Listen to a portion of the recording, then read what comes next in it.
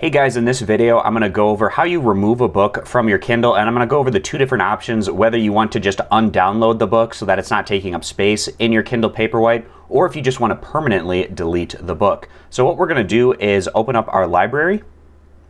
And in our library, we want to find the book that we want to get rid of. And when you find the book that you'd like to get rid of, you can click on the dots in the bottom right-hand corner. So this opens us up to a menu, and there's a couple of different options. So the first option is to remove the download. And what this is going to do is it's going to undownload the book from your Kindle Paperwhite, so it's going to free up some space. But in the future, if you ever wanted to re-download it, you can still read it at a future point in time. The other option below that is to permanently delete the book, and this is not only going to remove it completely from the Kindle Paperwhite, but it's also going to remove it from the Amazon account that is associated with your Kindle Paperwhite. So if you'd ever want to read this book again in the future, you'd have to repurchase the book to get it back onto your device. Now, if you accidentally permanently delete a book, then you could get in touch with Amazon support and they might be able to help you to get access to that book again. But again, it's important to note the differences between these two options. Most of you are probably just going to remove the download, which is going to get rid of the book off of your device, freeing up space, but you'll have the option to re-download the book back to your device